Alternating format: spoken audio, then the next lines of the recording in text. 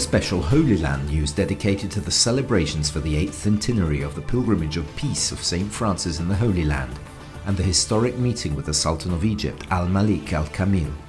From the Pentecost chapter to the overseas mission, from Assisi to Damietta, the meeting between the saint and the Sultan, an embrace of peace in the sign of dialogue between East and West. In March, in Cairo and Damietta, the Franciscans celebrated together with the Islamic authorities from Egypt the meeting between the poor man and the Sultan. Celebrations continued during this week of October in Jerusalem. A series of days dedicated to celebrations and conferences, and in the end, an official visit to the mosques of Jerusalem.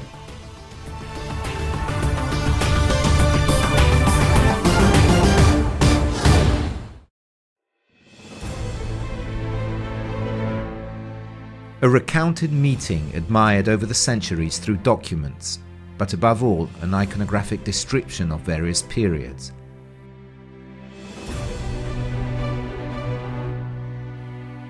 At the Pentecost chapter of 2017, the friars decided to go overseas. This chapter was a unique experience. There were many friars, and since they had no houses, they stayed in huts in the woods near the Porziuncola.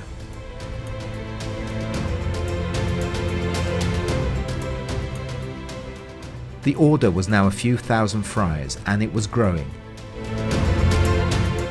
In the chapter, the missionary expeditions were decided.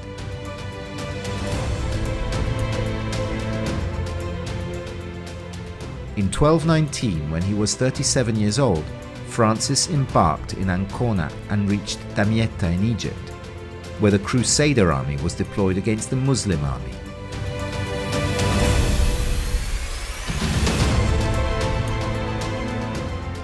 He manages to meet the Sultan. He can talk to him. And he also manages to get back safe and sound, indeed bringing with him gifts that showed a sense of Oriental hospitality and perhaps even a safe conduct to visit the holy places.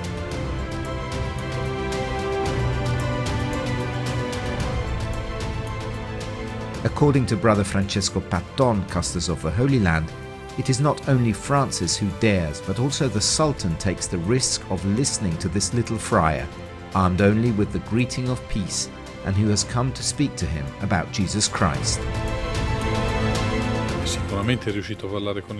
He certainly managed to speak to the Sultan. This is attested by historical sources.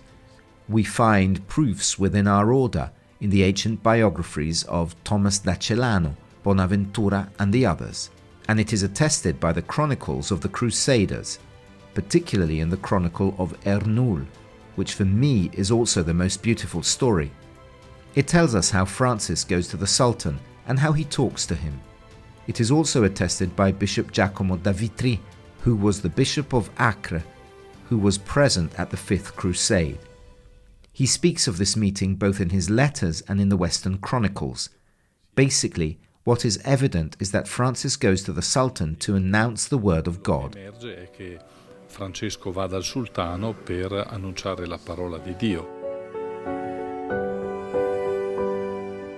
Il cuore, il nocciolo di questo evento è proprio che di fatto Francesco riuscì a... The heart, the core of this event is that Francis was able to meet the Sultan, that the Sultan welcomed Francis with a great sense of hospitality. Also, that after the meeting Francis could come to visit the holy places. Once he returned to Italy, he developed a way for us friars minor so that we can live in a context with a Muslim or any other religion majority. Per noi frati minori di come vivere in un contesto a maggioranza musulmana o di altra religione. In the writings of Saint Bonaventura we read that the Sultan conceived so much devotion to him that he considered him worthy of much honor. He offered him precious gifts and urged him to extend his stay with him. In Assisi, in the sacred convent of St. Francis, in the exhibition on the 18th centenary of the meeting between Francis and the Sultan, one can observe the ivory horn with the inscription, "With this bell, Blessed Francis gathered the people for preaching, and beating those two sticks together imposed silence on them.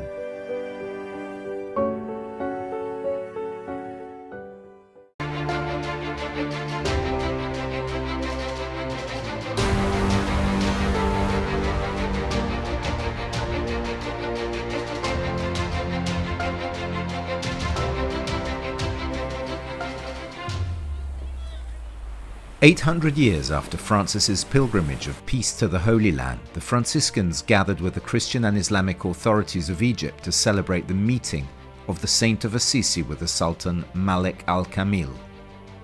8 centuries later, Francis, as the Pope observed, remains a prophecy for the whole of humanity.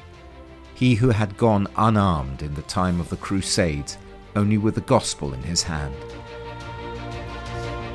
Oggi, davanti questo mare, dove ci incrociano il mare con il Nilo. Today, in front of this sea which intersects with the Nile, we can make a promise. We can seek peace in the heart of each one of us. We can become people of peace in our families, in all the communities, in service, at work, wherever we are, and wherever we will be. We can carry this message which the world so badly needs." Che possiamo portare questo messaggio che il mondo ha tanto grande bisogno. On Saturday, March the 2nd, the University of Al-Azhar in Cairo, a key institution of Sunni Islam, opened its doors to welcome more than 600 guests. A conference on the theme, A Dialogue of Peace and Serenity, was organized together with the Franciscans of Egypt.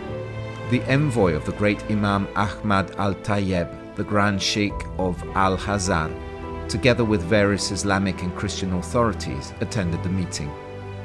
In the speeches, there were themes related to the Islamic tradition, but also the contents of the declaration signed in Abu Dhabi, as well as thanks to the Franciscans for the wonderful mission of dialogue and peace in Egypt and in the rest of the world. I am very happy at this beautiful meeting that brought together brothers from all over the world and of all the religions. I hope that God will strengthen this true spirit of brotherhood, which aims to keep the world far from evil, aggression and terrorism, which distorted the image of Islam, the image of Christianity.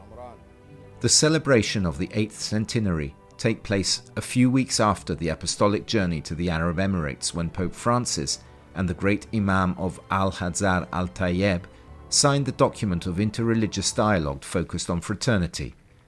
For Brother Francis Patton, the document is a splendid actualization of the meeting that took place 8 centuries ago.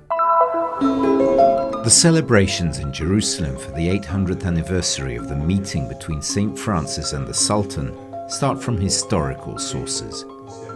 During the first of a series of days of conferences, the historical event is discussed from both Western and Arab sources.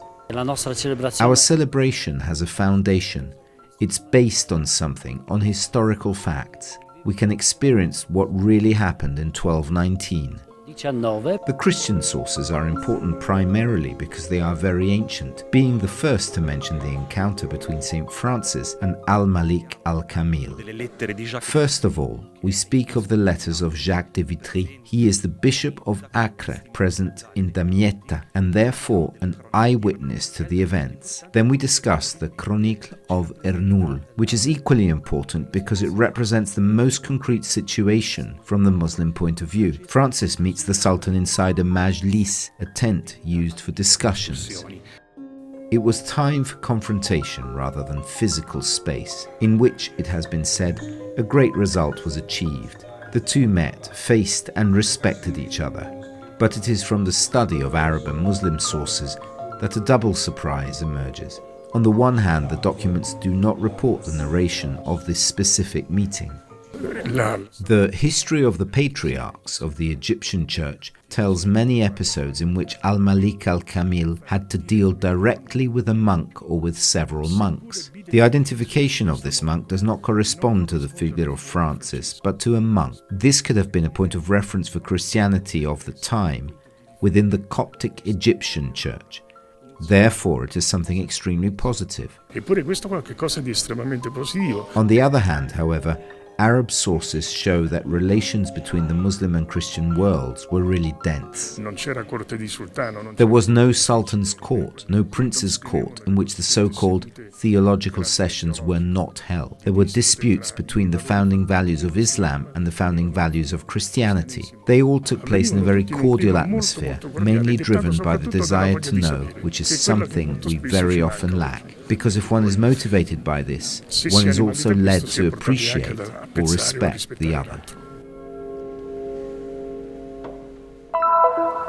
Franciscan historical sources are the protagonists of the second day of conferences held in Jerusalem on the occasion of the 800th anniversary of the meeting between St. Francis and the Sultan. Written in the midst of the Middle Ages, they tell of Francis's decision to go and speak with Sultan al-Malik al-Kamil during the Fifth Crusade. The protagonist of the encounter was mutual listening. It was the year 1219. Certainly, in the common imagination, there is also the episode made famous by Giotto's marvelous fresco in Assisi. This illustrates the challenge, the test of fire, the so-called trial by ordeal proposed by Francis to test the true faith, as Saint Bonaventure tells us. Before him, no one had spoken about it, and it is indicative that Bonaventure himself, when he writes this minor legend, is completely silent about the fact. This generates very strong questions about the historical authenticity of the fact itself. Then, the focus returns to the intense dialogue that was possible between the two, and to what actually produced that particular encounter. Francis did not become a Muslim, and the Sultan did not become a Christian, but they listened to each other, and this is essential. I believe that this also shows us a way for the future, a way that avoids irenical theology, but that is based on listening, respect and rejection of any logic of violence.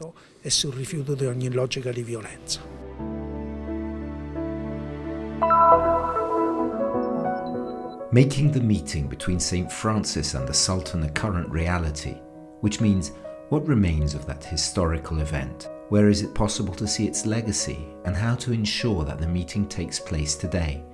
This was the theme that dominated the third day of conferences held in Jerusalem to celebrate the 800th anniversary of the events in Damietta.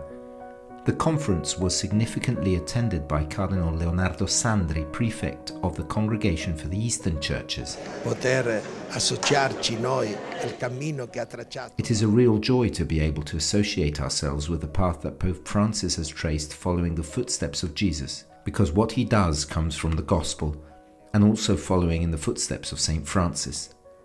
The meeting that took place 800 years ago between Francis of Assisi and the Sultan would have been a gesture for the Church today, for the world today, in order to build a new world of justice, dignity, fraternity, encounter and dialogue. Di giustizia, di dignità, di fraternità, di incontro, di dialogo.